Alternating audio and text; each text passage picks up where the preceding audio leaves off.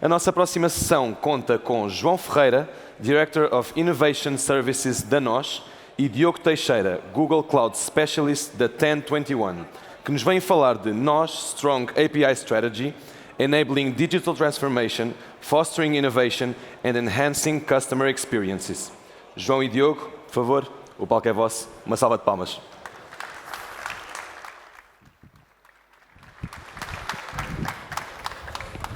Está ali as caras, é fácil reconhecer. Eu sou o João Ferreira, sou diretor da NOS Inovação. Eu sou o Diogo, sou responsável pela área de modernização aplicacional da 1021. Pronto, e calhou-nos aqui o starting após almoço, de apresentar aqui a nossa história e a nossa estratégia à volta de APIs, APIG, e que vamos fazer à volta de um tema um bocadinho mais a ver com comida, a ver com almoço, e começava a história por aí. Em qualquer cozinha há sempre um utensílio que marca o estilo dessa cozinha. Pode ser o forno com que fazem um pão, pode ser um wok de cozinha chinesa, pode ser a grelha das sardinhas que está ali representada. E a arte com que se domina esses utensílios ou essas formas de cozinhar define também o estilo dessa casa e desse restaurante e dos serviços que acabam por prestar. E hoje abrimos um pouco a porta da nossa cozinha na NOS, do ponto de vista mais de tecnologia que utilizamos e a maneira como nós confeccionamos vários dos pratos que depois servimos aos nossos clientes todos os dias.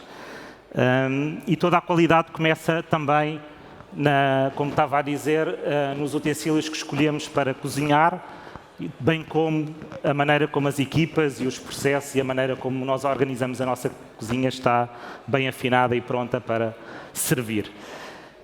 E começava também dizendo-vos que nós fizemos uma alteração fruto de uma reflexão estratégica que fizemos há cerca de 1 ano e meio, mais ou menos, de qual é que era o nosso roadmap tecnológico para os próximos 3, 4 anos, e identificámos, do ponto de vista de utensílios das cozinhas que queríamos usar, e para esta conversa que estamos aqui a fazer, 2 pontos principais e 2 tecnologias principais, 2 utensílios principais. Um chamado Git, a GitHub, e o outro chamado camada de integração, que acabámos por escolher ou adotar de forma mais escalável o APIG. E é com essas 2 ferramentas que nós garantimos que os nossos pratos, que os serviços que nós prestamos têm um sabor constante, têm segurança, têm rapidez e que, principalmente, que estamos preparados para o futuro e para a escala que queremos para o futuro. E é sobre a nossa cozinha, sobre este utensílio do APIG que nós hoje vimos aqui falar, certo? Exatamente. E se comida? E se de comida, que também, pronto. Primeiro, também fruto da nossa reflexão estratégica, um dos princípios que nós temos e que dinamizamos e que interiorizamos nas equipas é tudo o que não for reutilizável, eu adapto ou questiono porque é que estou a fazer uma coisa de novo. E nesta metáfora culinária que estamos a tentar adotar aqui hoje, vamos ver até onde é que estendemos isto, vem-nos à cabeça também o tema do bacalhau e de fazer com o mesmo ingrediente, neste caso o bacalhau, 1000 receitas diferentes, cozinhadas de maneira diferente, mas que o ingrediente é o mesmo e, portanto, esta base da reutilização. E o APIG é o utensílio de cozinha que nós acabamos por usar para preparar, servir, adaptar múltiplos pratos, múltiplos serviços que queremos fazer dentro da nossa casa e que o bacalhau passa sempre pelo mesmo processo, de alguma maneira, para ser servido. Se tu quiseres consumir uma API na NOS hoje, by default usas o APIG, usas este layer de gateway de integração de APIs que nós temos. Se quiseres ter um serviço novo ou uma ideia, e tens uma ideia pelo APIG que queres, registra, utiliza, integra com outros serviços e permite que outros também os reutilizem.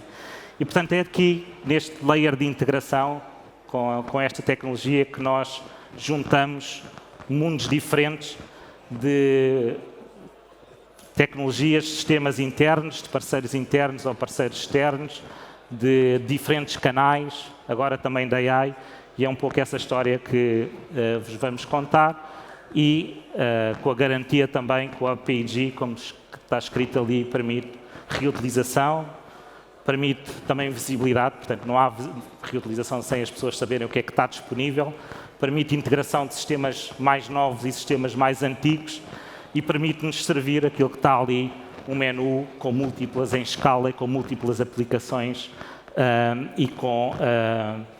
e a renovar a cozinha e os pratos que nós servimos todos os dias. Eu tinha dito que havia 2 utensílios que tínhamos escolhido, portanto, GitHub e API, e agora um pouco mais técnico, o Diogo passa-nos aqui a explicar também um pouco como é que nós temos isto integrado dentro da nossa casa. É isso, Diogo? Exatamente, pelo menos vou tentar. Antes de mais, tentar continuar aqui um bocadinho com a metáfora da cozinha, não é? E confidenciar aqui um segredo. O João veio falar de cozinha, mas ele disse-me que era um grande fã de Bimby. Confirma, João? Confirmo, já usei isso várias vezes para dizer que nós temos que ter as receitas como a Bimby. Exatamente. Isto foi a conversa com que começamos todo este desenho da estrutura do APGX e também das implementações que fizemos à volta dele. Ou seja, como é que nós conseguimos pegar numa receita e garantir que ela fica sempre da mesma forma. Porque se eu for fazer uma receita, ou o João, exatamente a mesma receita, muito provavelmente vai ser mais salgada, menos salgado, no meu caso provavelmente vai ser mais queimado, então pode não estar do agrado. Quando estamos a falar com uma cantina do tamanho da nós, a comida tem que estar toda de forma igual. E nós conseguimos isso de uma forma muito ágil, através do GitHub. Mas neste caso com GitHub, porque era a nossa escolha de Git, mas poderíamos ter utilizado outras ferramentas. E através dessa forma conseguimos garantir que, seja através de copiar antigos ficheiros de configuração e reutilizar noutros produtos novos, ou até simplesmente pequenas alterações, que até hoje em dia os próprios LLMs já conseguem reconhecer o que está por trás. Alguém pode, através da criação de um PR, criar logo um proxy, criar um product map, e assim fica logo replicado, sempre com as configurações feitas de uma forma muito mais precisa, e eliminamos a camada do erro humano. Bora? Continuando na comida. Estamos a dar-lhe bem. Nós hoje contamos já no API com mais de 160 proxies ativos. São serviços que estão virados para a rua, a cobrir um conjunto de conteúdos, conjunto de domínios que nós temos na nós, desde entretenimento, a gestão com parceiros, a inteligência artificial, mas nem de sempre a história foi esta, e só um pouco de retrospectiva, como é que nós começámos. E nós começámos com uma relote digital, com uma espécie de uma food truck para servir comida de rua para todos os serviços que nós em 2012 queríamos expor para fora, nomeadamente com os nossos serviços de Nós TV, dos serviços que nós não e dos dispositivos que nós não controlávamos, que não tínhamos maneira de gerir, e portanto usámos na altura, em 2012, o API Ads para expor esses serviços todos à rua de alguma maneira. E daí recebíamos todos os pedidos que depois iam para os nossos serviços internos que nós não tínhamos modernizado de alguma maneira. A história foi rolando. Em 2019 fizemos um salto de uma frigideira única para microserviços, portanto uma cozinha que é mais modular, que cada um consegue mudar os serviços. Estou a estender esta metáfora da cozinha, tomates, mas estendemos a este conceito de microserviços. Em 2023 nós já estávamos com 12 bilhões de transações e de chamadas críticas no API e fizemos, fruto da tal reflexão que eu dizia anteriormente, uma decisão mais transversal dentro da organização de utilizar, ou de continuar e de reforçar a aposta nesta tecnologia, fazendo um shift para a APIX da Google, de aumentar o número de transações em mais de 35% on top das 12 bilhões de chamadas que nós tínhamos e escalar e utilizar isto dessa maneira. Mais para a frente, e depois falamos também um pouco sobre AI, como seria normal, já vão ver a metáfora, à volta de LLMs e de integração e como é que nós mantemos este mesmo nível e este mesmo nível gateway de integração para coisas mais de futuro. E portanto, passámos de banquitas, de food trucks, para uma cozinha que hoje consideramos ser uma cozinha de excelência, que estamos a servir refeições com qualidade, iguais, com ingredientes bem guardados nos guides da vida e nos repositórios que nós estamos, e com processos escaláveis que nos permitem ter uma cadeia de food mais transversal em múltiplos sítios e usado por essas equipas. Continuando, como é que funciona isto do API-G? E agora estamos com mais de 850 API Products. O Diogo pode explicar o que é um API Product no API-G em produção. E para explicar o que era o API-G, a analogia agora, aqui em honra do Diogo, é sobre a francesinha. Pronto. O nosso chefe Diogo é do norte e, portanto, trouxemos aqui a francesinha e os layers que existem na francesinha precisam todos estar por alguma ordem, com equilíbrio, com ingredientes bem combinados e, portanto, se quiséssemos fazer, continuando aqui as analogias da comida, portanto, o pão que põem por baixo é a infraestrutura como código, é o APIGX, é o antes com o GKE do ponto de vista de suporte, onde nós conseguimos correr os workloads mais on-prem, mais on-cloud, as APIs como o ponto importante. Cada um depois tem preferências na francinha. A carne podem ser as APIs.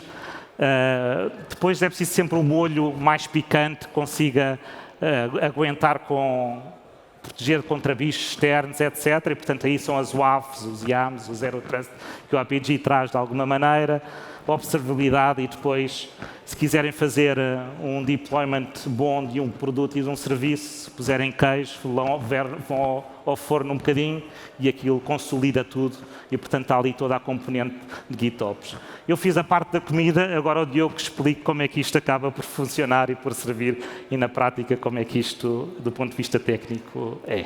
E eu adorei como escolheste a parte de segurança, a parte do molho, porque o molho é sempre o mais discutível da francesinha. Há quem goste do molho mais picante, quem não gosta. Com as ferramentas de segurança é igual. Há quem goste muito mais fechado, muito mais aberto. Pois, vale, é verdade. Pronto, vamos ver até onde é que conseguimos então ir com estas metáforas. Como o João disse, eu sou do Norte, neste momento de Braga, e tenho uma curiosidade. Há lá um restaurante de francesinhas muito conhecidas, que tem dois restaurantes no espaço de 500 metros. E isto é por um motivo muito simples. Porquê? Por um motivo muito simples. Se uma estiver fechada, a outra consegue atender todos os clientes. Okay. E é nessa ótica que nós temos a nossa organização montada. Ou seja, temos uma região de Madrid e outra região na Bélgica. Isto permite-nos que todo o tráfego, por exemplo, vá para Madrid. No caso da Bélgica estar inoperacional, nunca aconteceu, mas poderia acontecer, e vice-versa. Temos estes serviços todos, expostos até através de um Global Load Balancer com geopreferência, o que quer dizer que normalmente quase todo o tráfego vai para Madrid e nós conseguimos, graças à capacidade de processamento da Google com o APIGX, com apenas a região de Madrid, servir quase todo o tráfego. Obviamente temos ali algumas situações de imigrantes e de pessoas que estão em viagens, por exemplo, a ver Nós TV, e aí são reencaminhados para a Bélgica por proximidade geográfica. Ainda dentro disto, e que nos permite fazer a cola com o que vamos falar a seguir, nós à frente do nosso Load Balancer temos uma ferramenta de segurança chamada Cloud Armor. Acho que não disseste o nome do restaurante, acho eu. É Taberna Belga, para quem não conhecer. Quem gostar de molhos mais picantes, se calhar não é a melhor opção. Ficam aqui as recomendações do chefe é muito boa. Força, acho que... Fazendo então a cola do que estávamos a falar, Cloud Armor é a nossa ferramenta de WOF, ou seja, estamos a falar de uma Application Firewall. E depois vamos falar mais à frente também nestes temas de segurança, de como evoluímos o aspecto de segurança, mas aqui o tema principal é que, graças ao Cloud Armor, nós bloqueamos cerca de 24 mil requests por dia, ou seja, requests, tentativas de DNS checking, diversos ataques. E conseguimos com isso evitar que essas chamadas cheguem aos nossos backends. Ou seja, a própria infraestrutura da Google absorve logo esse ataque. Temos depois aqui a parte do API, que é responsável por toda a parte da autenticação. Ou seja, quando estamos a falar de um cliente que faz login no Nós TV, seja através da Box ou através do serviço web, este serviço de autenticação vai ganhar um token a nível do API. Quem faz essa gestão é sempre o API. Depois, por fim, temos a parte do SCC, Security Command Center, que permite-nos, por exemplo, detectar automaticamente eventos de DDoS e com isso nós conseguimos reagir não preventivamente, mas proativamente, bloqueando, por exemplo, certos IPs ou a recomendação que ele nos der. Vale? E mais? Além disso, o API é uma ferramenta excelente, mas como todas as ferramentas excelentes, em tudo que sejam empresas muito grandes, há sempre coisas que precisamos de fazer para tirarmos mais proveito dela. Como o João tinha dito, temos uma cantina enorme. Há processos que podem ser automatizados e conseguimos reduzir o número de cozinheiros, preparando as coisas antes, e temos um trabalho menor à frente. E foi isso que fizemos com a nós e com outros parceiros também. E começando pelo API Hub, foi a maneira que nós encontramos para ter uma ferramenta de gestão de lifecycle da API, ou seja, estamos a falar da gestão da API e não de, por exemplo, um portal desenvolvedor, e conseguimos, através de metadata que guardamos no BigQuery e outras informações disponíveis no GitHub, popular logo as informações da API, garantindo logo, por exemplo, que as APIs da Nozzi aparecem lá, que são da Nozzi, o responsável João Ferreira, links para o GitHub, links para a documentação, conseguimos fazer isso de forma automática. Qualquer pessoa, depois, com acesso ao API Hub, consegue consultar facilmente essas informações e facilmente, por exemplo, entrar em contato com o João ou consegue fazer pedidos de alteração. Outro tema também que tínhamos muito sério e que é uma abordagem tanto da nós como da 1021 é o Shift Left Security, ou seja, a primeira camada de segurança tem que ser garantida pelo developer e isso muitas vezes não é fácil de incutir. A melhor forma é termos ferramentas de linting que fazem a análise do código e depois conseguimos, através desses reports, ver quais são as alterações que são precisas fazer. O grande problema aqui é que nós temos todos estes proxies divididos em diferentes repos da organização, em que cada desenvolvedor é que é o dono do repositório. Pronto, a nossa estratégia aqui, através de GitHub Actions, foi pegar nos resultados de linting e guardar esses dados todos no BigQuery, sendo que depois podemos consultar, seja num Looker, seja em reports gerados em PDF, e conseguimos ter um state of art do que é segurança dentro da organização. Um tema muito forte também em qualquer organização é a gestão de secrets.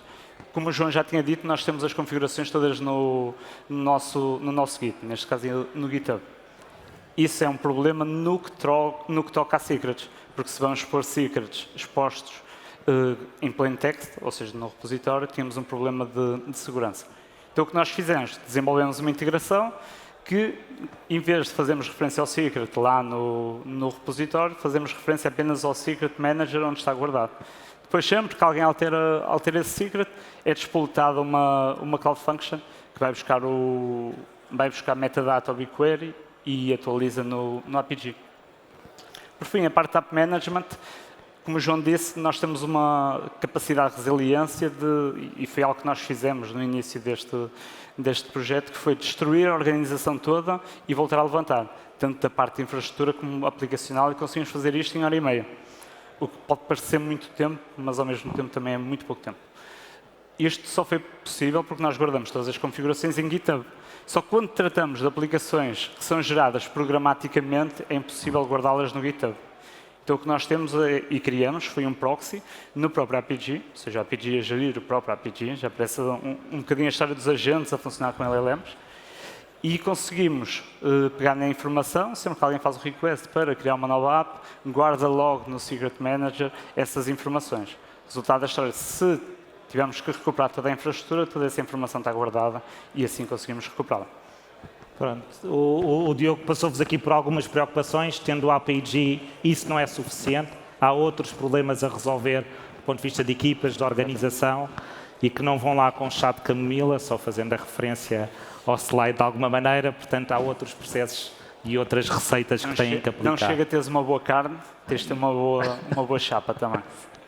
Boa. O mundo está a mudar e está a mudar depressa e hoje temos, por exemplo, o caso que está ali de 56 mil conversações por mês digitais a conversar com o chat da AI dentro da nós, no serviço, neste caso no serviço da U, e todas essas conversas passam por APIs, por LLMs, vulgo agora a linguagem mais vulgar. E nós estamos a entrar, de facto, numa nova era onde o cliente não espera, o cliente conversa, onde as APIs chamadas não são só síncronas, são contextuais, são autónomas, são contínuas, e onde buzzwords como MCPs, Agentic, LLMs, múltiplos, abrem um espaço novo de integração e de linguagem e de comportamento E é aqui que este utensílio de cozinha do APIG tem que se reinventar.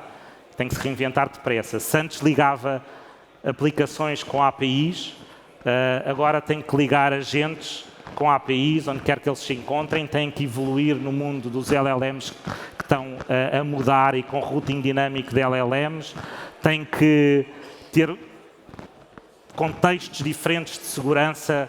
Está ali o Model Armor, o Diogo já vos fala, protegendo a privacidade de cada uma das conversas, de cada uma das prompts dos utilizadores. Tem que ter semantic caching para conseguir acelerar e ser mais eficiente nas respostas que dá para clientes. E, portanto, isto não é só apenas um add-on, é uma mudança também de base, é uma subida acima do nível 8.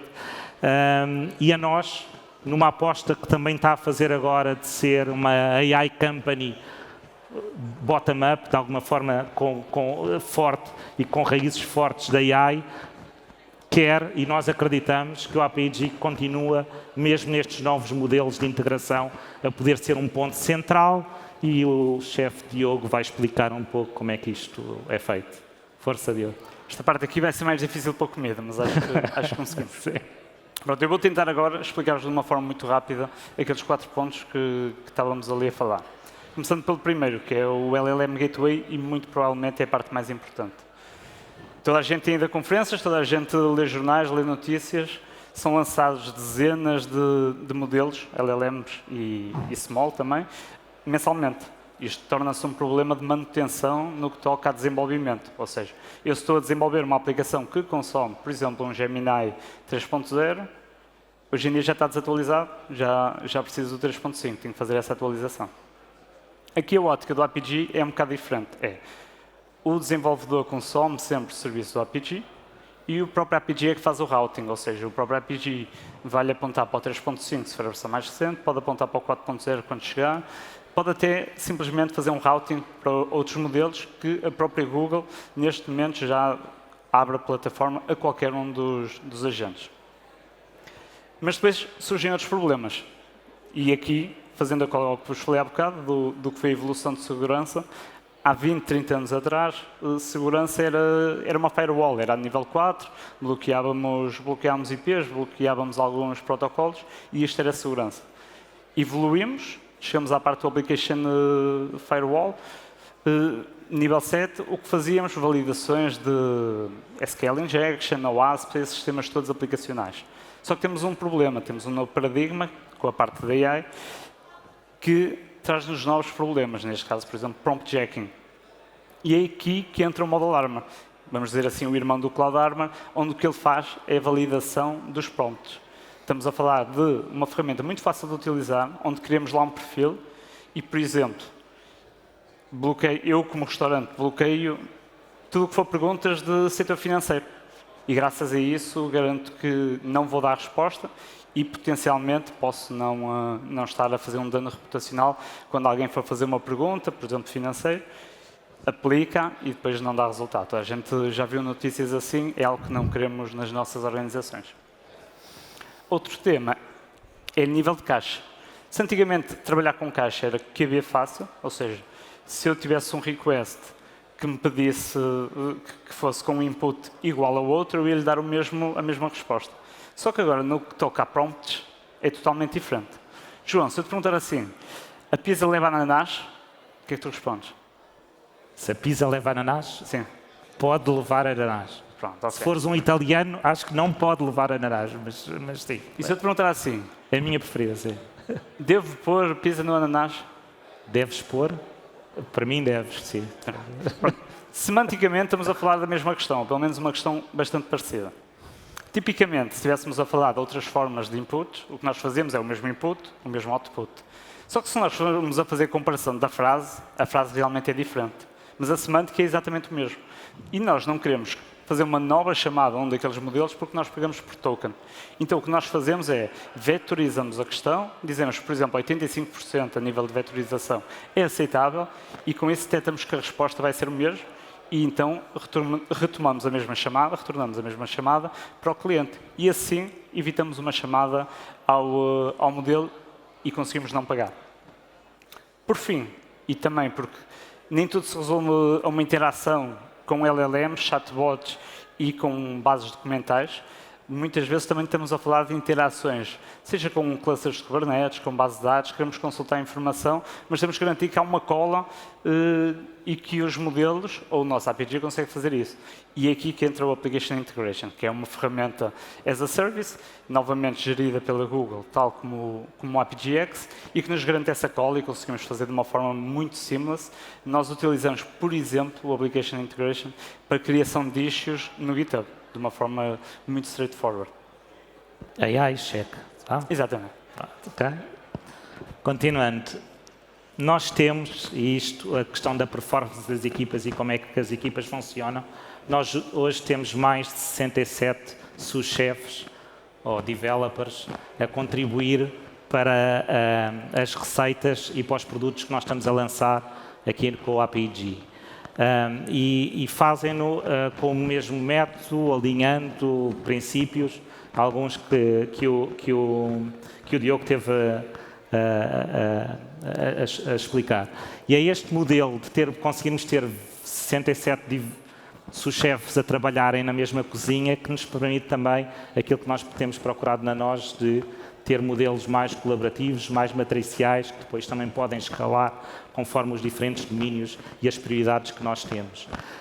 Ele depois assenta em alguns princípios de base, no GitOps, como livro de receitas com versionamentos e como é que as receitas vão evoluindo ao longo do tempo, em blueprints como pontos de partida padrão para tu construires uma primeira receita e em playbooks para quem sejam os júniores chefes a trabalharem na cozinha, que também como é que conseguem acelerar e entrar neste modelo.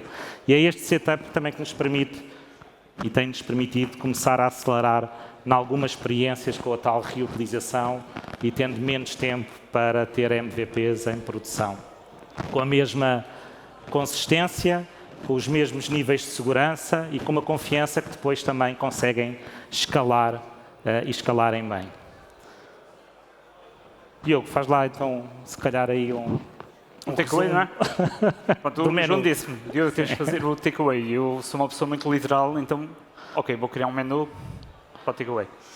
Pronto, como vocês sabem, isto a nível da APG, obviamente é uma ferramenta de API Management, bastante segurança, mas o APG também é muito mais do que isto. E temos a parte principal, ao dia 2, que é oferecer-nos um modelo de operação muito robusto e standardização. Ou seja, conseguimos ter um modelo que, tradicionalmente, era muito mais difícil quando estávamos a falar em aplicações dispersas no nosso ecossistema. Sendo que ainda temos a sorte, hoje em dia, com esta parte dos LLMs, conseguir concentrar nessa mesma operação toda a parte de LLM através das LLM Gateways.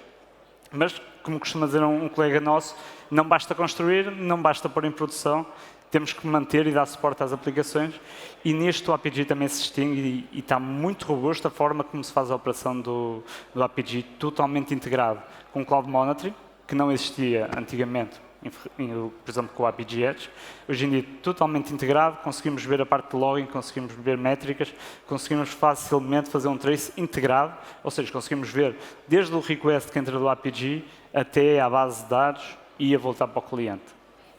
Mas isto é da parte técnica, nós muitas vezes também queremos reportes, queremos perceber se os nossos clientes consomem mais através de aplicações móveis, através do web ou outros tipos de dispositivos. E aí o APG Analytics é muito forte e complementa muito bem a parte de monitorização. Nós servimos clientes todos os dias, com APIs bem temperadas, feitos com utensílios partilhados por várias equipas, como viram. Alguns segredos nós guardamos em casa, outros estão a ser passados e podemos os passar, com a ajuda aqui que alguns dos nossos chefes, colegas da 1021. E não sei se há muito tempo, mas estamos abertos a perguntas ou sugestões para um próximo prato. Obrigado. Como é que funcionam as perguntas? Alguém tem perguntas para o Diogo? O João também responde, caso tenha preferência. Como é que funcionam as perguntas? Não há? É levantar a mão ou estamos despachados? Não há? Temos ali uma, temos ali uma. Ah. Não. Falta só o microfone.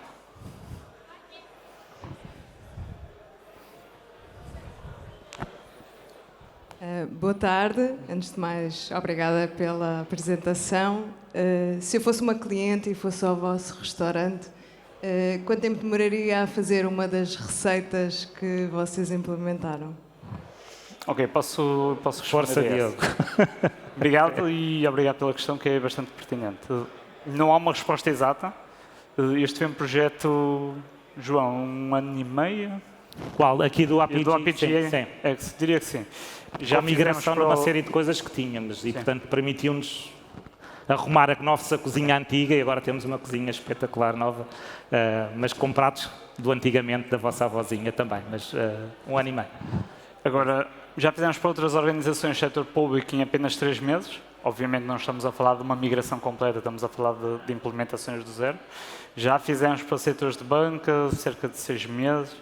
Depende muito dos pratos que sejam para cozinhar. Mais questões?